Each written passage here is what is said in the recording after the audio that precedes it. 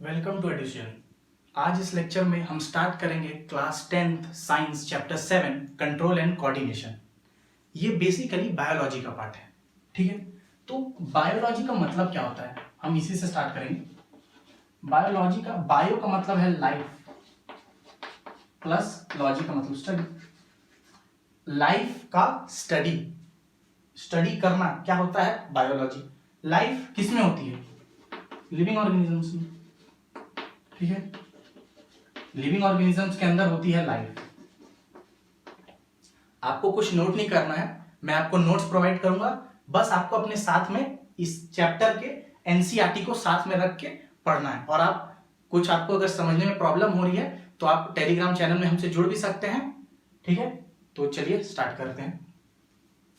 Biology life study, life का study. Life किस में होती है, लिविंग ऑर्गेनिजम्स में होती है। अब इस लाइफ को मेंटेन या सस्टेन करने के लिए लिविंग ऑर्गेनिज्म क्या करते हैं, परफॉर्म करते हैं क्या, कॉम्प्लेक्स फंक्शंस। अगर मुझे जिंदा रहना है तो मेरी बॉडी को क्या करना होगा, बहुत सारे फंक्शन परफॉर्म करने होंगे, जैसे control and coordination, breathing, circulation, ठीक है, मूवमेंट। ये सब बहुत कॉम्प्लेक्स फंक्शन है और ये लिविंग ऑर्गेनिज्म को परफॉर्म करना पड़ता है। क्यों? In order to sustain life. Life sustain करने के लिए कॉम्प्लेक्स फंक्शन परफॉर्म करना पड़ता है। अब कोई भी कॉम्प्लेक्स फंक्शन है, हमारे एनसीईआरटी में पहले पेज में मूवमेंट के बारे में बताया गया है, तो मैं मूवमेंट एक कॉम्प्लेक्स फंक्शन है, उससे मैं आपको कंट्रोल कोऑर्डिनेशन समझाऊंगा, ठीक है। तो मूवमेंट क्या है, तो मूवमेंट लिविंग ऑर्गेनिज्म का कैरेक्टरिस्टिक फीचर है। जो जिंदा है, जो जीवित है, वही मूवमेंट दिखाएगा, क्योंकि movement is the characteristic feature of living organisms. तो मूवमेंट एक कैरेक्टरिस्टिक फीचर है। मूवमेंट होता क्या है, मूवमेंट है ability to move body parts. कोई भी लिविंग ऑर्गेनिजम्स का एक एबिलिटी है, क्या ability, to move body part, अपने बॉडी पार्ट्स का मूवमेंट करना। ये क्या है, एक फंक्शन है, कॉम्प्लेक्स फंक्शन है, और ये कौन परफॉर्म करते हैं, लिविंग ऑर्गेनिजम्स। तो मूवमेंट हो गया ability to move body parts. क्यों करना पड़ता है मूवमेंट, मूवमेंट इसीलिए करना पड़ता है in response to stimuli. Stimuli का मतलब आप सिंपल समझिए, इंफॉर्मेशन से, बाहर सराउंडिंग एनवायरनमेंट से जो भी आपको इंफॉर्मेशन आ रहा है, आप उसके अकॉर्डिंग रिस्पॉन्स कर रहे हैं या एक्ट कर रहे हैं, और मोर प्रिसाइजली रिएक्ट कर रहे हैं उस इंफॉर्मेशन से, ठीक है। तो in response to stimuli, movement होता है इन रिस्पॉन्स टू स्टिमुलाई। समझ में आया, बाहरी या इंटरनली मूवमेंट होता है इन रिस्पॉन्स टू स्टिमुलाई। अब स्टिमुलस या इंफॉर्मेशन बहुत प्रकार के हो सकते हैं, वेरियस टाइप्स। जैसे फूड, आपको भूख लगी तो उसके लिए आप मूवमेंट करते हैं। आपको कहीं शेल्टर चाहिए, वेदर कंडीशन से बचना है, क्लाइमेट से बचना है, तो आपको शेल्टर चाहिए, तो फूड, शेल्टर और भी बहुत सारे स्टिमुलस हो सकते हैं जिसके लिए आप मूवमेंट कर सकते हैं। रिप्रोडक्शन, उसके लिए भी मूवमेंट होता है। तो मूवमेंट है ability to move body parts, और क्यों होता है, इन रिस्पॉन्स टू स्टिमुलाई, ठीक है। ऑर्गेनिजम्स मूवमेंट करते हैं। अब यहां एक और टर्म समझ लेते हैं हम, लोकोमोशन। लोकोमोशन मूवमेंट ही है, पर अलग कैसे है ये समझते हैं। लोकोमोशन का मतलब है body move body from one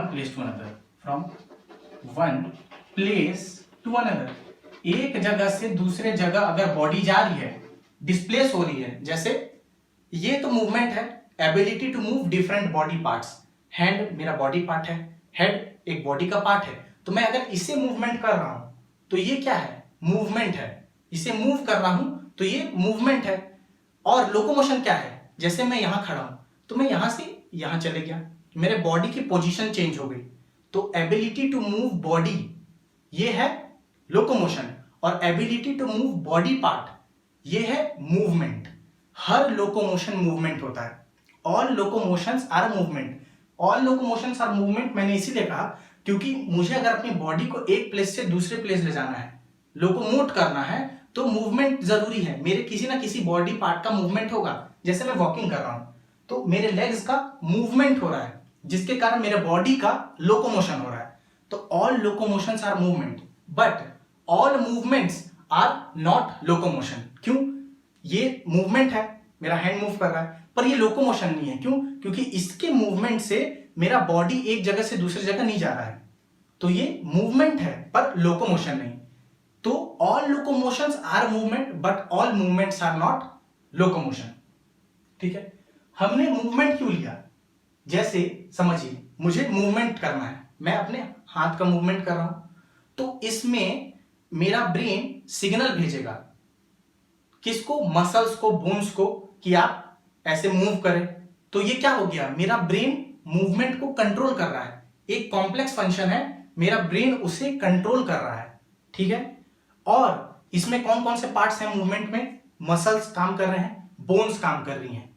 तो मसल्स और बोन्स ये काम कर रहे हैं इन दोनों के बीच तालमेल बैठाना, इन डिफरेंट बॉडी पार्ट्स के बीच कोऑर्डिनेशन बैठाना, कोऑर्डिनेट करना, ये भी किसका काम है? मेरे ब्रेन का ही काम है, मेरे नर्वस सिस्टम का। ब्रेन किसका पार्ट है? नर्वस सिस्टम का काम है। तो कंट्रोल और कोऑर्डिनेशन ये भी एक कॉम्प्लेक्स फंक्शन है जो दूसरे फंक्शंस को परफॉर्म मतलब कंट्रोल करता है और कोऑर्डिनेट करता है, जिससे क्या हो? ऑर्गेनिज्म लिविंग स्टेट पे रह सके।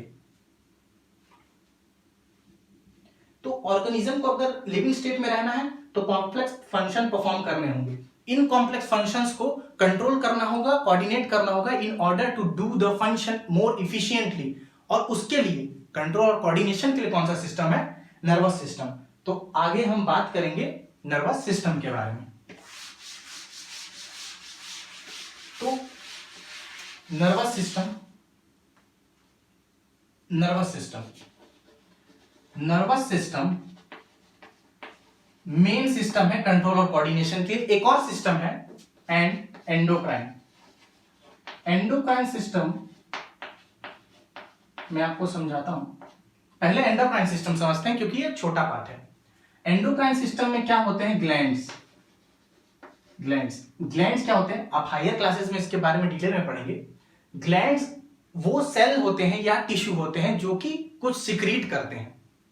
हम मल्टी सेलुलर ऑर्गेनिज्म है, तो हमारे अंदर cell, tissue, organ system, organism. तो सेल, टिश्यूज, ऑर्गन्स, वो सेल, टिश्यूज, ऑर्गन्स जो कुछ सिक्रीट करें उन्हें क्या कहते हैं? ग्लैंड। और एंडोक्राइन सिस्टम में कौन से ग्लैंड्स आते हैं? Endocrine glands. अब ग्लैंड्स दो तरह के होते हैं, एंडोक्राइन, एक्सोक्राइन। एक्सोक्राइन और एंडोक्राइन का थोड़ा सा डिफरेंस समझिए। एक्सोक्राइन वो ग्लैंड्स होते हैं जिनके पास अपना डक्ट होता है, वो जो भी बनाते हैं, सिक्रीशन बनाते हैं, वो किस में भेजते हैं? डक्ट में या एक नली में वो उस सिक्रीशन को भेजते हैं। तो वो क्या कौन होते हैं? Exocrine gland. मैं यहां लिख देता हूं एक्सो, जो जिसका सिक्रीशन एक डक्ट के थ्रू जाए, एक नली के या पाइप के थ्रू जाए, वो होते हैं एक्सोक्राइन ग्लैंड। और जो ग्लैंड अपना सिक्रीशन डायरेक्टली ब्लड में डाल दें, कोई डक्ट काम नहीं करे और उनके पास कोई डक्ट ना हो और वो अपना सिक्रीशन डायरेक्ट किसमें डाल दें? ब्लड में, तो उन्हें कहते हैं एंडोक्राइन ग्लैंड। और एंडोक्राइन ग्लैंड जो सिक्रीट करते हैं वो होता है हार्मोन। हार्मोन क्या है? Secreted by endocrine glands. और ये मैसेंजर होते हैं, मैसेज पहुंचाते हैं। मैसेंजर किसी बॉडी पार्ट, मान लीजिए एंडोक्राइन ग्लैंड से एक हार्मोन निकला, उसे किसी बॉडी पार्ट के फंक्शन को कम करना है, वो काम कर रहा है, उस काम को कम करना है तो हार्मोन जाएगा, उस काम को बढ़ाना है तो हार्मोन जाएगा। तो हार्मोन क्या है? मैसेंजर है, जो कि एंडोक्राइन ग्लैंड सिक्रीट करते हैं। ठीक है, अब एंडोक्राइन ग्लैंड की जरूरत क्यों है? क्योंकि हमारे पास ह्यूमन की बात करें तो नर्वस सिस्टम वेल डेवलप्ड है। ठीक है, पूरे वर्ल्ड में सबसे most complex, most developed system क्या है? Nervous system, brain. लेकिन हमारे बॉडी में नर्वस सिस्टम हर जगह अपना नर्वस सिस्टम का हम आगे पढ़ेंगे। न्यूरॉन्स बेसिक यूनिट होते हैं नर्वस सिस्टम के, और न्यूरॉन्स मिलकर बनाते क्या है? नर्व। वो नर्व बॉडी के हर पार्ट में, हर ऑर्गन में नहीं पहुंच सकता और पहुंचता नहीं है, इसीलिए एंडोक्राइन सिस्टम का हेल्प लिया जाता है। तो ये तो बात हो गई एंडोक्राइन सिस्टम की। अब नर्वस सिस्टम पे आते हैं। तो नर्वस सिस्टम में मैंने आपको बताया इसका बेसिक यूनिट क्या है? Basic structural and functional unit है न्यूरॉन। आप एनसीईआरटी में देखेंगे तो इस चैप्टर के सेकंड पेज में आपको एक न्यूरॉन का स्ट्रक्चर दिया हुआ है जो कुछ इस प्रकार से होगा।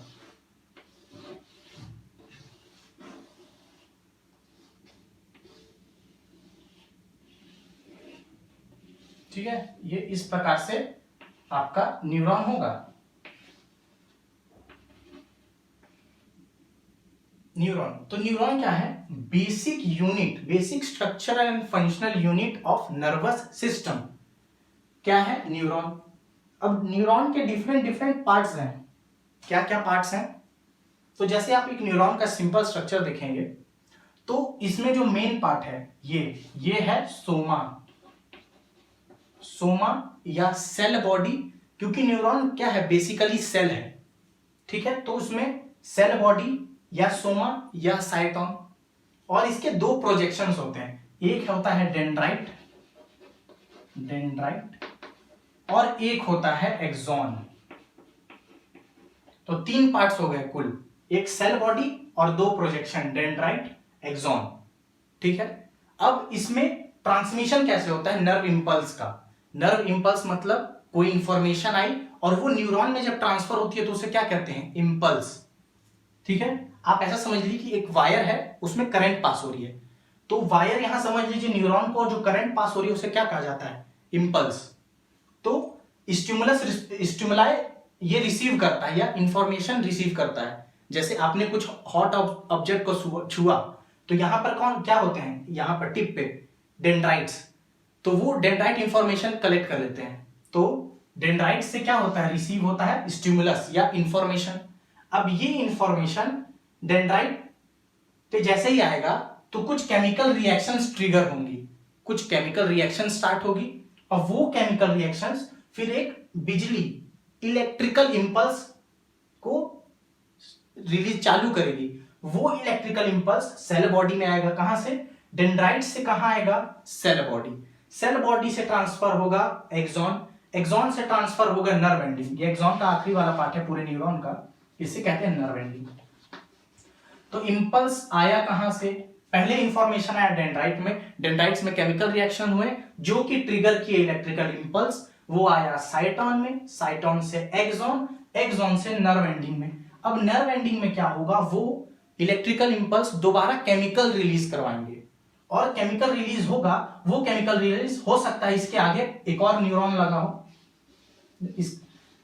इस न्यूरॉन से इलेक्ट्रिकल इंपल्स आया, यहां पर केमिकल रिलीज करवाया, ये केमिकल उसके अगले न्यूरॉन के डेंड्राइट में चले गए और वहां फिर से यही इलेक्ट्रिकल इंपल्स बनाया। ये इलेक्ट्रिकल इंपल्स फिर साइटोन से होके एक्सॉन से, फिर नर्व एंडिंग।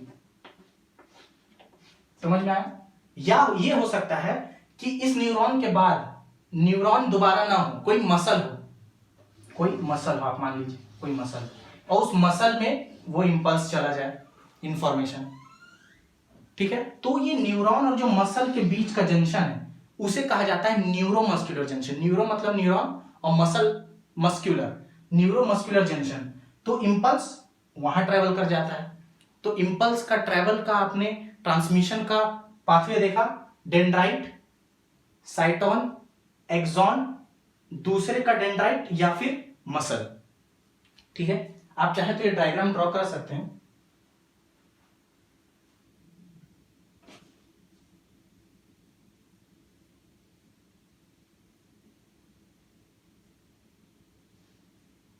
अब देखिए, जैसे हम तो मल्टी सेलुलर ऑर्गेनिज्म है, हमारे अंदर बहुत सारे सेल्स हैं, तो हमारे में 1-2 ट्रिलियंस ऑफ न्यूरॉन्स होते हैं।